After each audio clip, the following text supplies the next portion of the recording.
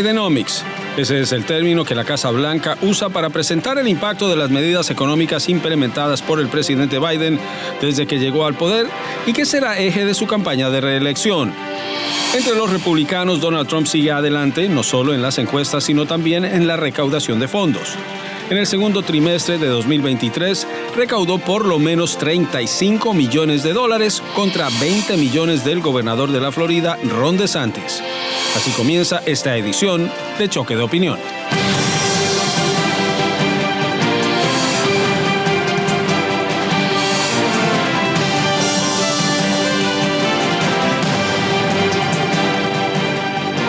Bienvenidos a esta edición de Choque de Opiniones. Ese y otros temas, incluida cocaína en la Casa Blanca. De eso hablaremos más adelante. Voy a presentar a nuestros invitados para la siguiente hora. Nos acompaña por primera vez en Choque de Opiniones Erika Yalowitz. Ella es estratega demócrata. Bienvenida. También en nuestros estudios en Washington, JP Carroll, estratega republicano. Desde Nueva York, Robert Valencias, analista independiente. Y en Miami, César Grajales, de la Iniciativa Libre, estratega conservador. Gracias a los cuatro por acompañarnos. Por supuesto, comienzo con Erika. Erika, este viernes, tasa de desempleo, 209,000 empleos. La tasa bajó levemente a 3,6%. Los mercados el jueves no habían reaccionado bien a un informe preliminar. Pero esto de Bidenomics, ¿esto va a ser el tema de campaña y cómo cae en este momento? A mí me parecen excelentes noticias. Estamos muy optimistas con las cifras que vienen de la administración Biden, porque se ha demostrado que el desempleo está en su nivel más bajo en 6 décadas. Esto es una noticia espectacular, especialmente viniendo de la pandemia, de una época tan difícil para la economía de los Estados Unidos y del mundo. Para mí es un logro increíble que va a llevar a nuestro presidente a la reelección con muy buen éxito. JP decía en su mantra de campaña de Bill Clinton, decía, es la economía, estúpido. ¿Es la economía en este momento refleja ese bajo desempleo? Porque todavía hay una sensación, muchos no perciben que les esté llegando el efecto. ¿Esto le va a ayudar a los demócratas y le va a perjudicar a los republicanos? Sí, en realidad, Juan Carlos, yo lo veo más, como la economía de George H.W. Bush, en que tenía que haber una recuperación económica, pero fue tan lenta que, en fin, le benefició a la campaña Clinton. La situación aquí es, hay que mirar esto en detalle. Si lo vemos más a fondo, por ejemplo, el desempleo en la comunidad latina aumentó, lo cual es muy problemático, creo, para esta administración en particular, que quiere invertir tantos recursos de campaña hacia la comunidad latina después de lo mal que le fue en 2020 con conseguir los votos latinos.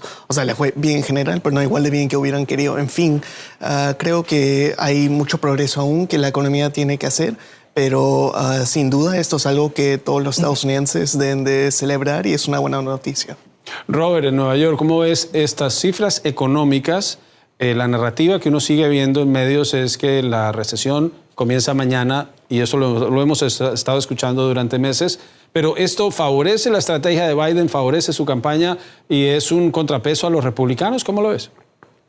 Bueno, primero que todo, muchas gracias por la invitación. Bueno, indudablemente, si gana el país, ganamos todos. Eso yo creo que está clarísimo, independientemente de las líneas políticas que uno adopte. Yo creo que lo más importante, yo creo que algo que yo quisiera destacar de este reporte es no solamente la cantidad de trabajos que se generen, sino la calidad de los trabajos. Porque de hecho, el mismo reporte señaló que los salarios aumentaron un 4,4%, que fue un crecimiento, digamos, menor, pero igual es un crecimiento. Estamos yendo al paso que debe ser. Estamos dando pasos necesarios para mejorar también la economía, porque entendiendo que la inflación, pues obviamente golpea el bolsillo de los estadounidenses. No solamente es una persona que tenga 1 o 2 trabajos, como a veces escuchamos estas historias de personas que tienen más de 2 trabajos simplemente para llevar algo de comida a la mesa. Yo creo que es importante también señalar la importancia de trabajos que no solamente sean bien remunerados, sino trabajos que también puedan darle beneficios a las familias en el aspecto de la, digamos, de cuidado médico, etcétera. Yo creo que eso es importante señalarlo, pero indudablemente, como acabas tú de mencionar, el término Bidenomics, pues obviamente será un término que yo creo que la administración Biden está empezando a entender que es importante comenzar a demostrar algunos avances. Tiene que obviamente demostrar a los estadounidenses que su economía está llegando a las personas que debe ser, como señaló el invitado. Bueno, hay personas que no han recibido todavía ayuda, pero que evidentemente ya calentando motores para las elecciones del 2024, ya empieza la administración a fomentar esta narrativa que es tan necesaria si quiere aspirar a ganar nuevamente la Casa Blanca en el 2024. César, el jueves salió el informe de generación de empleo en el sector privado y era casi 500,000 de empleos. Entonces los mercados se cayeron ante el temor de que un informe muy positivo de generación de empleo llevara a un alza en las tasas de interés. El viernes supimos que fueron 209,000, que fue menos de lo pronosticado, pero que está dentro de la línea de lo que ha venido crecimiento durante 30 meses, pero no fue tan positivo como se esperaba. ¿Esto es bueno para los demócratas, negativo para los republicanos, en el sentido en que se sigue generando empleo, no hay recesión y aunque la gente se queje, está encontrando trabajo? Pues mira, Juan Carlos, el titular noticioso pues siempre va a beneficiarle al que es el presidente de turno, pero la realidad histórica es cómo siente el bolsillo el ciudadano del día a día. Y aquí ya lo he mencionado en la mesa de trabajo, no solamente los empleos para los hispanos, pero para las mujeres hispanas pasó del 3.4% al 4.1% en este mes pasado. O sea, aumentó el desempleo para las mujeres hispanas. Y también la parte del desempleo que se conoce como U6, que es otra medida, aumentó del 6 y algo al 6.4, 6.9%, o sea que también hay en ese aspecto hay que revisarlo. Y en la parte de creación de empleos, a mí siempre me ha gustado diseminar dónde se crean los empleos. Imagínense que de todos estos, 60,000 de ellos son trabajos de gobierno. Y a mí me parece que el gobierno se ha ido expandiendo. Y por otro lado, el crecimiento que hablan del salario, dice Robert, discrepo con mi querido amigo Robert acá, pues es que la inflación sigue también por el 4%, entonces no se acomoda lo que ganan con la inflación. La gasolina sigue $1 más cara que hace 2 años atrás, así que no sé qué tan positivos sean estos números y francamente, cuando yo veo a la administración de Biden que dice, oiga, y porque lo he visto en Twitter, y en Instagram, que colocan estas fotos donde dice, soy el presidente que más trabajos ha creado. Hombre, hay varias cosas que refutan eso, porque algunos argumentan que incluso hasta el 70% de los trabajos creados son trabajos que regresaron después de la pandemia. Así que tomar crédito por eso a veces me da como escozor, como una picaña, un escozor de solo pensar bueno, Erika que está es una respondiendo, mentirilla, César. una mentirilla. Erika está respondiendo desde hace rato muy pacientemente, ahora te doy la palabra. Gracias.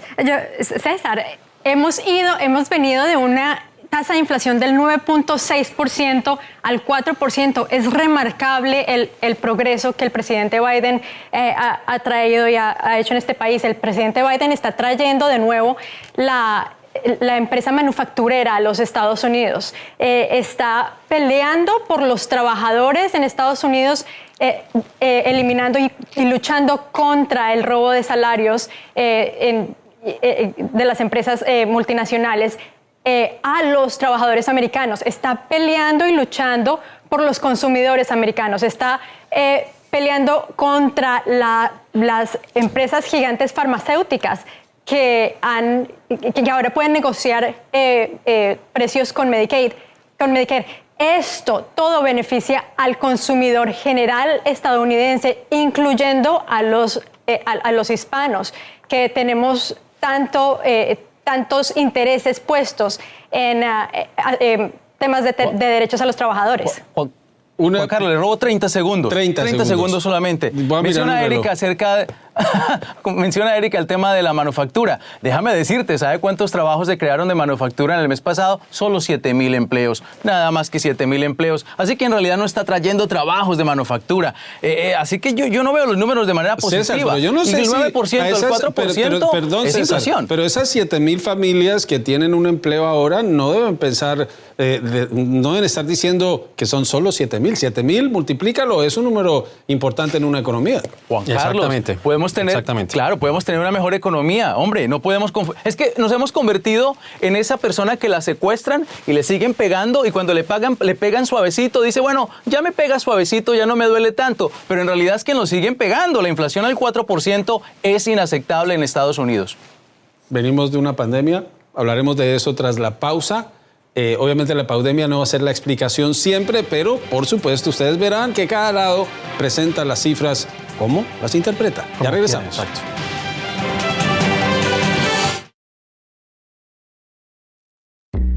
Only on CNN, See It Loud, the history of Black television. A 5-part docuseries celebrating the achievements of Black actors and creators, examining the historical impacts Black culture has on all culture. See It Loud explores the vast history of Black television through iconic performances in sitcoms, comedy, drama, unscripted, variety, and sci-fi. Premiering Sunday, July 9th at 9 p.m. Bueno, JP también estaba respondiendo sin intervenir. Este es un tema en el que los demócratas van a resaltar todo lo que están viendo, los republicanos lo van a minimizar. Lo cierto es que la economía sigue generando empleo. La gente no lo siente. ¿Por qué? Si eso está ocurriendo y cómo lo pueden aprovechar los candidatos republicanos que siguen en esta disputa sobre temas sociales y morales más que sobre la economía. Sí, creo que, la inflación es la gran razón por la cual las personas no sienten, estos beneficios económicos. Y el hecho de que la Casa Blanca se ha inventado esta palabra de Bidenomics muestra que para ellos este tema es uno más de marketing que de política. Creo que ellos entienden que en hablar más de esto creen que lo van a convertir en una realidad, pero simplemente no es el caso. Y en fin, lo único que van a lograr realmente si la economía empeora durante los próximos 18 meses, digamos, es que si eso va a ser culpa de ellos gracias a este marketing en que han definido que la economía es vinculada directamente a la presidencia Biden. Pero los republicanos, ellos deben de tomar ventaja de esto y estoy de acuerdo en que esto de los temas sociales no les benefician. Si pensamos en este comercial que tuvo por la internet, la campaña de DeSantis, este video reciente hace una semana rarísimo sobre temas sociales, en fin, no es una estrategia que funciona. Deben enfocarse en lo que hay de mal en la economía y cómo mejorarlo. Robert, y este es el tema, si no se están enfocando en la economía, sino en temas sociales, y habla JP sobre un anuncio de campaña de un grupo que apoya a DeSantis, que fue calificado como abiertamente homofóbico y bastante extraño. Pero hablemos de este tema. Si los republicanos no están hablando de la economía, ¿será porque la economía está mejor de lo que quieren reconocer en público? Por supuesto, yo creo que existen estudios que señalan que ahora la retórica que no solamente la ha utilizado DeSantis, sino también Trump, es de, como siempre hemos escuchado, que los conservadores son conservadores fiscalmente y, digamos, liberales, digamos, en el aspecto social. Creo que eso ha cambiado un poco. Yo creo que ellos se han dado cuenta, incluso han hablado abiertamente, incluso de ayudas del Medicare, por ejemplo, o del seguro, o un seguro universal, y han llevado a cabo una campaña de cultura, de una guerra cultural, y esto fue evidente con el tema de este video homofóbico que sacó el llamado War Room, o la guerra, el cuarto de guerra, como se llama, que es la campaña que está afiliada a Ron DeSantis. Pero yo quiero regresar a un punto que me parece que es importante también destacar, hablando del tema de la economía. Recordemos que hace algunas semanas estábamos lidiando con un rifirrafe, un tire y afloje entre Kevin McCarthy y la Casa Blanca para aumentar el techo de la deuda, y que se estaba acercando a la fecha definitiva que había entablado la Reserva Federal, de que si no se tomase acción en ese momento, podríamos entrar en un momento de recesión, que fue lo que ocurrió precisamente en el año 2011-2012, si mal no recuerdo, en el 2015 me parece que fue, en donde cuando los republicanos y los demócratas no estaban poniéndose de acuerdo con ese techo de la deuda, precisamente hubo una recesión, hubo una ralentización del crecimiento de la economía. Así que yo creo que, como dice el invitado, es importante también señalar que los republicanos pueden sacar ventaja de esto, de que dentro de la polarización y este juliganismo político que existe, hay una manera de que se puede sacar adelante el país, sea demócrata o sea republicano, de que ambas personas, de que ambos bandos pueden trabajar juntos, porque yo creo que en realidad las personas están cansadas de ver esta polarización, este juliganismo que existe de que si es demócrata, que si es republicano. No, yo creo que si todos salimos adelante, todos ganamos. Y yo creo que eso fue básicamente el mensaje surrepticio que envió Joe Biden cuando se logró ese acuerdo entre Kevin McCarthy y la Casa Blanca. Obviamente pueden haber cosas que se pueden mejorar, indudablemente, por supuesto que sí, pero mientras haya algún tipo de asomo de colaboración bipartidista para sacar el proyecto de país adelante, todos ganamos. Yo creo que esa viene siendo mi observación al respecto. César, cuando uno mira, fue 2012, 2013, y se hablaba de un precio político para los republicanos por permitir el cierre del gobierno por una disputa sobre el techo de la deuda, pero también había un análisis que decía que la gente está pendiente del precio de la gasolina, que está pendiente del precio de los alimentos, no tanto por las peleas partidistas, pero algo que sorprendió es que después de este debate en que los republicanos insistían en que había que ser más responsables fiscalmente, ahora están considerando medidas, proyectos de ley que van a aumentar el déficit fiscal y el gasto del gobierno. Acá hay un discurso que es típico de los políticos de decir una cosa y hacer otra. ¿Esto no va a ser contraproducente en la campaña republicana de insistir en temas sociales cuando la economía sería la prioridad para muchos?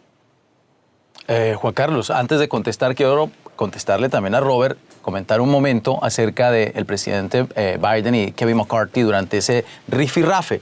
En enero de este año, el mismo presidente Biden dijo que no iba a negociar. En realidad sintió que le torcieron el brazo y no le quedó de otra. Yo sí creo y estoy de acuerdo con Robert. El debate político es importante y creo que el encuentro en el punto medio es esencial. Pero decir que él quería hacerlo, bueno, mostró muchos indicios de que no quería negociar. Ahora, sí es verdad, Juan Carlos, yo creo que por parte de los conservadores o los republicanos, varias veces han cometido pecados capitales con relación a la economía del país y nos han metido o han ayudado a que esa deuda nacional siga creciendo y siga creciendo. Creo que es irresponsable si alguien acusa a un solo partido de las finanzas nacionales, porque la verdad es que ambos partidos han contribuido al crecimiento de la deuda nacional, que al final del día, lo he mencionado en otros programas, se convierte en una especie de peligro de la seguridad nacional.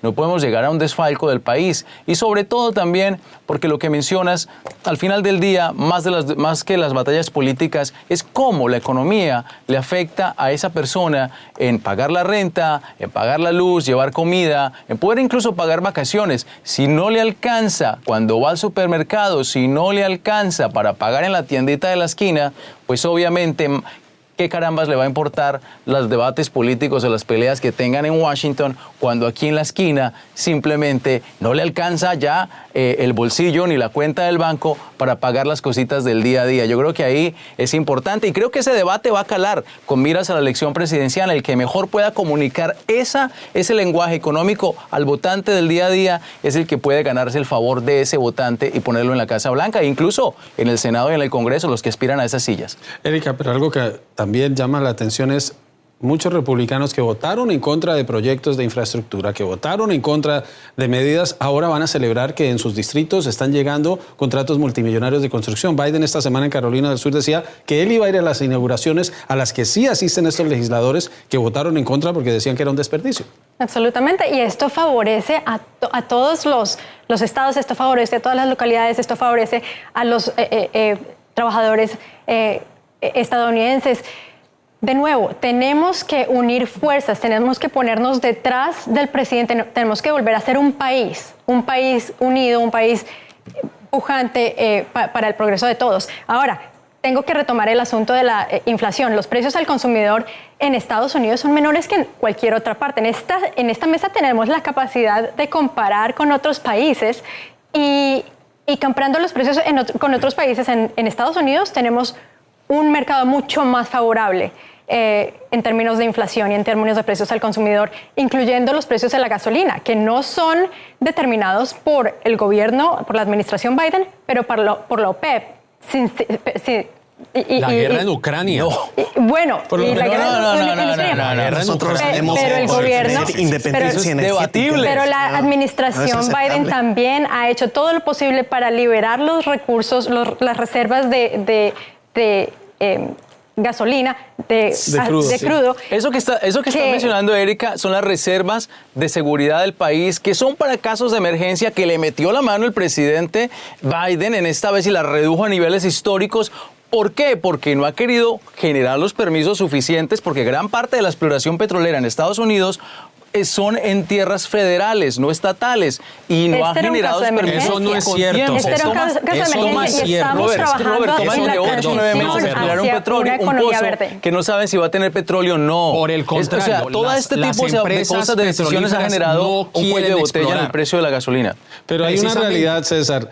Ese petróleo que se sacó de la reserva estratégica se vendió a un precio alto y se está llenando de nuevo con precios más bajos. Entonces el gobierno terminó ganando en esta medida. Y hay que destacar, el gobierno de Trump también acudió a la reserva estratégica porque es para eso, estratégica. Vamos a ir... Juan Carlos. Además, César, de hecho, la administración Biden es la que más licitaciones ha abierto para exploración de gas. Acabamos de ver, por ejemplo, lo que ocurrió en Alaska con Willow y una licitación que se abrió para más de 80... No tenía otra opción más. Pero las compañías petroleras porque no están explorando para sus ganancias. Entonces, perdóname, pero tu argumento está completamente en contravía. Lo que tú estás diciendo, Robert, es completamente opuesto. Biden le ha tocado que torcer la manita porque se ha dado cuenta que las políticas que tenía no le sirven. Pero las industrias petrolíferas no exploran a pesar de que se está abriendo la civilización. ¿A ti no te parece que hay una contradicción en sí misma? Lo que tú estás argumentando es una contradicción. Robert, no exploran porque no les parece que es el ambiente idóneo para seguir una exploración que a veces toma hasta 9 meses y a lo mejor no hay petróleo suficiente o no bueno, de buena calidad para esa empresa que ya invirtió millones de dólares. Yo en realidad preferiría que no se siguiera explotando petróleo precisamente por el cambio climático. Hay otras opciones que precisamente fueron incluidas. Vamos a la pausa. Cuando regresemos, seguimos en esta edición de Choque de Opiniones.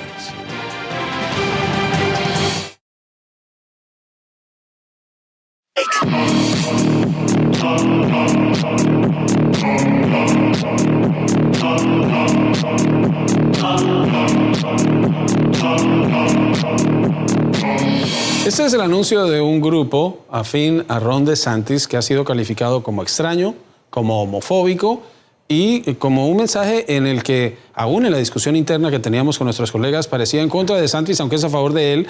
JP, lo mencionabas en un segmento anterior. Y aquí el objetivo era decir que DeSantis, contrario a Trump, sí está en contra de medidas que favorecen a la comunidad LGTBI. ¿Esto va a funcionar en la campaña en la que se necesitan votos no solo de la base? Ahora están en una primaria, quieren el voto de la base, pero ¿cómo los va a dejar parados estos cuando en mismos círculos políticos se destaca que el anuncio es raro, que es homofóbico y que pone a DeSantis con una serie de mensajes culturales que pocos entienden? Sí, Juan Carlos, raro y homofóbico es la descripción perfecta para este video, lo cual no creo que va a resonar con los votantes ni en Iowa ni en New Hampshire en las elecciones primarias. Para comenzar, es una continuación de, digamos, el anuncio de la campaña de DeSantis que se hizo a través de Twitter, una campaña muy online, una campaña muy, dedicada a tratar de alcanzar a votantes jóvenes, pero votantes jóvenes, ellos no realmente participan tanto en elecciones de primarias. Y encima este video, es de un tono de derecha extremista, lo cual realmente no va a tener, buen impacto con los votantes.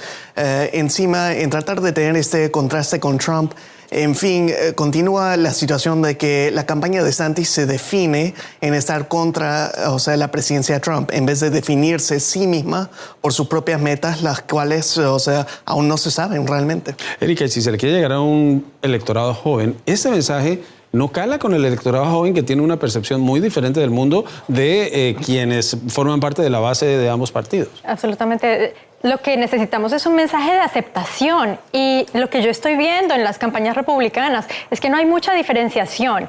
Es una batalla de autodestrucción contra los estadounidenses, contra nosotros mismos, en contra de la comunidad LGBTQ, en contra de mujeres, en contra de la educación, en contra de nuestros niños, en contra de las comunidades de color, en contra de los pobres, en contra de las personas de edad que reciben seguridad social. Tenemos una campaña que está en contra de la gente y muy poco tiene para mostrar del plan que beneficia a los estadounidenses. Todas las campañas tienen algo similar y yo podría decir que todas las campañas tienen un rasgo de extrema derecha. César, este mensaje fue rechazado por la misma campaña de Trump y claro, ellos están en una disputa seria, pero si se quería separar una campaña de la otra, esto no les va a ayudar. Recordemos que aquí las campañas dentro del Partido Republicano ahora están batallando por ese votante que consideran algunos dentro de las diferentes campañas que está en esa ala republicana extrema, quieren agarrar cada voto que hay porque lo necesitan para poder ganar delegados y ganar la nominación del Partido Republicano. Yo creo que estoy de acuerdo contigo, Juan Carlos, mencionabas al comienzo de la nota. No sé qué tan lejos pueden llegar, y no solamente en el caso del gobernador Ron DeSantis, que creo yo innecesario estos temas, teniendo en cuenta que en la parte económica ha hecho un trabajo extraordinario en el estado de la Florida, pero qué tan lejos puedes llegar por ese voto y qué tan rápido puedes regresar al centro si llegas a ganar la nominación e ir a una general, porque recordemos que en el estado de la Florida, el gobernador Ron DeSantis, que yo estuve muy cercano a esa campaña, el gobernador Ron DeSantis ganó el voto del centro y algunos votos demócratas. Así que eso es un mensaje importante. ¿Cómo puede haber un inmigrante que diga que DeSantis ha hecho un trabajo extraordinario en la Florida si ha llevado una campaña contra inmigrantes en la Florida? Como una persona que habla Estoy español... hablando, Erika, del tema migratorio. Estoy hablando del tema económico. El tema migratorio, en eso discrepo porque creo que el tema migratorio lo resuelve a nivel federal, la ley federal. Me encanta que tomes el tema económico. Acabo de llegar de Florida las personas que están reparando sus casas después del huracán del año pasado no encuentran mano de obra para arreglar sus techos, porque DeSantis ha aterrorizado a los trabajadores que tradicionalmente trabajaban en construcción, Erika, hacían los techos. No hay nadie que lo haga porque todas esas personas están yendo de Florida por temor. El tema de la parte económica, lastimosamente, la ha tenido que tomar en las manos muchos gobernadores precisamente por la inactividad del gobierno federal que ha ayudado a que se haga de manera crítica la crisis en la frontera sur. Que estoy de acuerdo en estas decisiones aquí en el estado de la Florida, creo que no benefician, César, pero creo que ha generado más inconformidad. ¿Qué tiene que ver la frontera con la ley que aprobaron? Exactamente. Que aprobaron, que está, por lo que vemos, primero anecdótico, ahora se confirma que la gente esté buscando otros estados para irse. Son dos cosas separadas. Es simple, Juan Carlos. No, Juan Carlos, es que muchos, como el gobernador de Texas, se ven forzados a tomar medidas que no les corresponden, que les corresponde al gobierno federal, porque el gobierno federal básicamente ha dejado huérfano en la parte de la ley de migración a los Estados Unidos, una crisis enorme que hay, y gobernadores, independientemente de si uno está de acuerdo o no con la ley que emiten en los estados, son decisiones que no deberían haber tomado si existiera, por ejemplo, una seguridad un fallo de un juez federal que le dijo a esos gobernadores republicanos: ustedes no tienen que meterse en inmigración, es un tema federal. Y hay que resaltarlo. Lo acaba de decir la Corte. Inmigración es un tema federal. Sabemos que DeSantis está buscando la candidatura, pero esa ley que hizo aprobar por la legislatura es muy diferente a lo que está ocurriendo en la frontera, y ya hay negocios, hay industrias dentro de la Florida que están pidiendo que se haga algo porque se están quedando sin mano de obra. Sí, entonces aquí la campaña está por encima de la economía del estado. Juan Carlos, no justifico la ley que se ha tomado en la Florida porque creo que no beneficia en ese sentido, pero creo que es una replicación o una consecuencia, de un temor que se genera porque no hay en la frontera sur, en la ley federal, algo que proteja la frontera sur. Pasa muchísima gente, gran mayoría de ellos considero yo gente buena y grupos que no sabemos quiénes son, y obviamente se encuentran entonces gobernadores, llámese DeSantis, Greg Abbott en el estado de Texas y otros, que tienen que generar ciertos mecanismos que, reitero, la parte migratoria que son injustificables, ¿no? Al nivel federal. No los tienen que generar. Sabemos que detrás de esto está la campaña electoral. Robert, te voy a dar la palabra cuando regresemos de la pausa, porque es un tema que afecta la vida de muchas personas. Lo que está ocurriendo para ganar una candidatura, pero el impacto que está teniendo en estados como la Florida.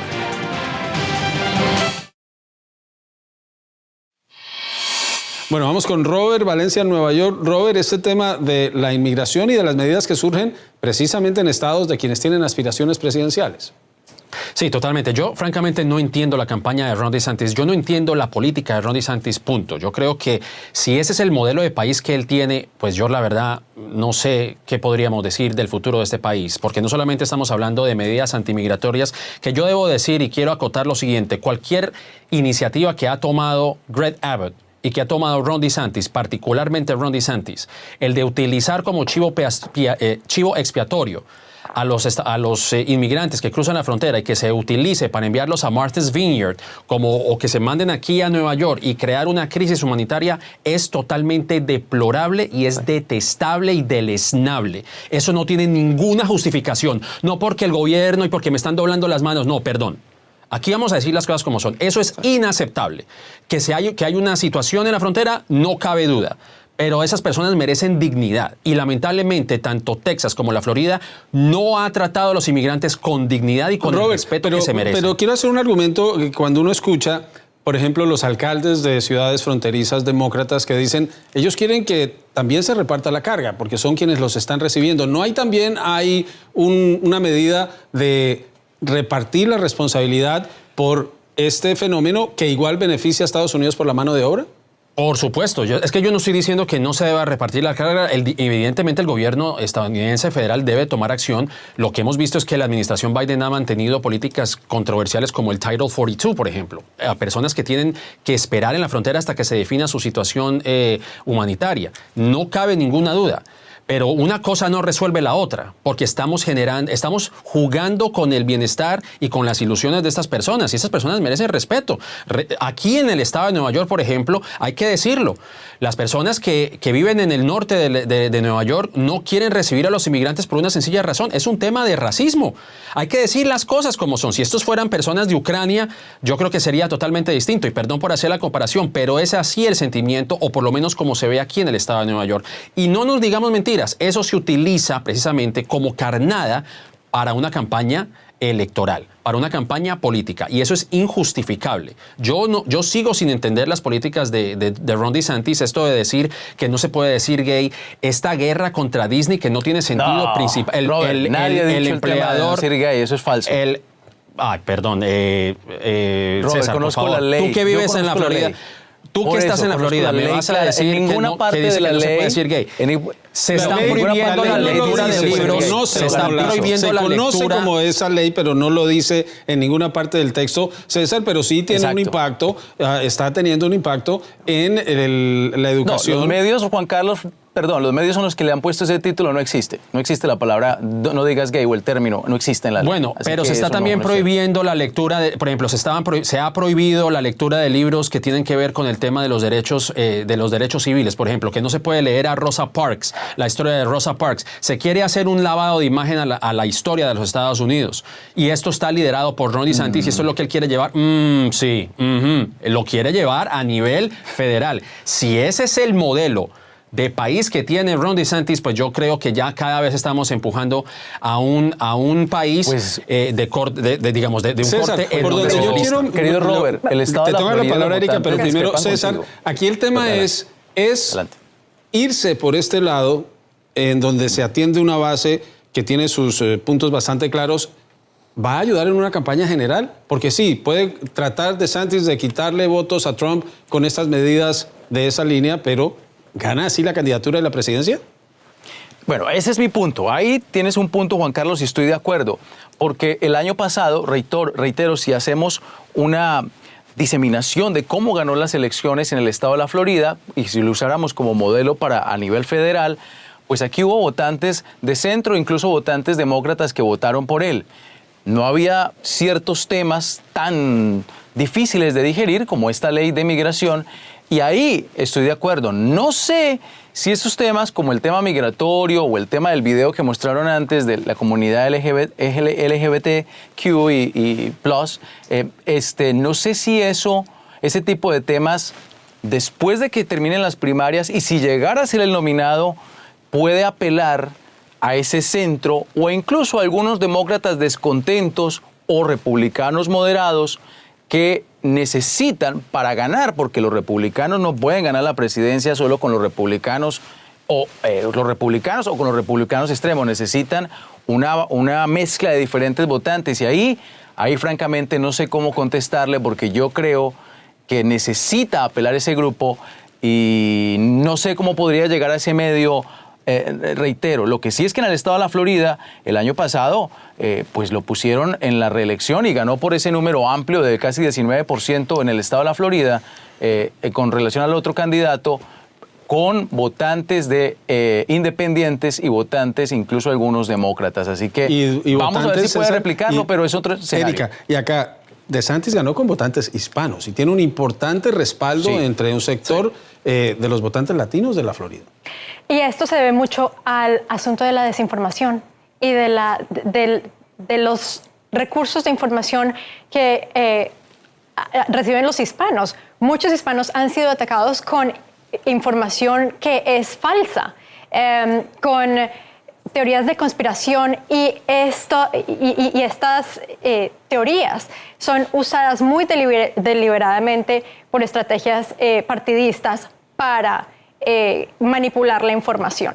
Ahora, no podemos ignorar que el asunto de la economía, que el asunto de prohibir libros, no es solamente de DeSantis. Están tratando de favorecer a Trump y culpar a DeSantis por cosas que él no comenzó. El ataque a la educación empezó en las juntas de las escuelas como una estrategia republicana para volver a tomar la Casa Blanca y para volver a tomar posiciones locales y estatales. Y tenemos que destacar que la xenofobia, la homofobia, las medidas extremas también están en la comunidad latina y entre simpatizantes de Donald Trump, de Ron DeSantis y de otros candidatos de origen hispano. Vamos a la pausa.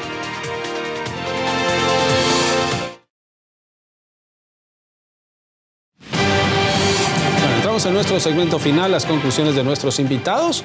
La palabra la tiene Erika Yáñez. Bien, gracias, Juan Carlos. Creo que en este momento el Partido Republicano es propiedad de Donald Trump. Desafortunadamente, el Partido Republicano está ignorando el asunto de los cargos federales, estatales, de tipo sexual, de tipo electoral, de traición a la patria, de manipular documentos confidenciales. Son asuntos que es tristísimo que los Estados Unidos de América esté en una posición de tener que elegir a una persona con este récord. Ahora, de vuelta a Bidenomics, el presidente Biden está tratando de regresar al sueño americano, de que la clase media pueda de nuevo tener una vida con un solo trabajo, no con tres. Volver a los tiempos en que tú podías pagar tus estudios universitarios con tu trabajo de verano. Tenemos la posibilidad de volver al sueño americano, tenemos la posibilidad de mejorar la economía y el presidente y la administración Biden está demostrando que lo puede hacer y es el candidato perfecto para llevar las riendas de este país por 4 años más. Bueno, yo no creo que JP Carroll esté de acuerdo. JP, tus conclusiones. Creo que vamos a ver, como ya lo habíamos visto este fin de semana pasado para el 4 de julio, el comienzo otra vez de una campaña electoral en persona. Hay que pensar que en el 2020 estuvimos en pleno pandemia y muchas de las campañas dependieron de recursos digitales y hubieron menos eventos en persona. Ahora lo que vimos en Iowa y New Hampshire era campaña en persona, pero el expresidente Trump aún no lo ha hecho. Entonces hay que ver si esto haga la diferencia para otros republicanos para que puedan subir en las encuestas. Ya veremos lo que ocurre. Vamos a Nueva York con Robert Valencia. Sí, bueno, simplemente agregar a lo que sí ha dicho. Sí, indudablemente yo creo que el Partido Republicano es el partido de Donald Trump y eso lo han demostrado por lo menos las encuestas preliminares, donde la preferencia del votante republicano es más arriba del 50% para Trump y DeSantis no llega ni a la mitad siquiera de la preferencia que tiene Donald Trump. Es una total radicalización del Partido Republicano. Incluso vemos, por ejemplo, una campaña que realizó Mike Pence en Iowa, en donde los mismos votantes lo confrontaron por no haber revertido los resultados años del 2020 y él simplemente pues defendiéndose diciendo que él no lo podía hacer porque la Constitución no se lo permite. Estamos viendo lamentablemente este tipo de, digamos, cómo se ha movido el Partido Republicano y donde los candidatos que quieren apoderarse o hacerle mella a Donald Trump recurren a elementos tan bajos como lo que estamos viendo, el video de Ron DeSantis, de una postura mayormente antimigrante y ahora que quiere también dice eliminar el IRS, que es el que recauda impuestos, el Departamento de Educación, etcétera, etcétera. Dicen cualquier cosa con tal de apelar a ese votante radical. Y eso es lo que estamos viendo. Pero bueno, todavía falta mucha tela por cortar. Vamos a ver lo que veremos dentro de los próximos meses, porque obviamente la campaña pues apenas empieza. César Grajales en Miami. Juan Carlos, Bidenomics, ese es el letrero brillante, luminoso sobre la marquesina del teatro que es la economía de este país. Una comedia. Para mí, una tragicomedia, teniendo en cuenta que seguimos con niveles altos de inflación, aunque diga solamente es el 4%. Bueno, esos niveles son inaceptables. Desempleo, te lo venden alto cuando la realidad, se lo venden que ha bajado cuando la realidad es que sigue manteniéndose alto y sobre todo en nuestras minorías que son las que dicen ellos, esta administración de Biden que viene peleando por la comunidad hispana y bueno, los números discrepan de lo que dice el presidente Biden. Yo creo que me parece que la campaña de Biden, ya no tanto el presidente, sino la campaña, fijar esa campaña en la parte económica es porque no tiene nada más que mostrar. Ahora, en lo que estoy de acuerdo con la mesa de trabajo es que cualquiera que sea el candidato, creo que hay que respetar todas las diferencias, no podemos dividirnos, hay que encontrar un punto medio y atacar grupos diferentes, creo que no beneficia. Al final del día, el que llegue como presidente para poder seguir llevando a Estados Unidos hacia un mejor futuro sin que haya una división en este país. César Grajales en Miami, Robert Valencia en Nueva York, aquí en Washington, JP Carroll y Erika Yalowitz nos acompañaron durante esta hora. Yo soy Juan Carlos López y en nombre del equipo técnico y de producción de Choque de Opiniones y de CNN Washington les agradecemos su compañía. Nos vemos el lunes en Directo USA a partir de las 5 de la tarde y el próximo domingo aquí, Choque de Opiniones de CNN. Hasta luego.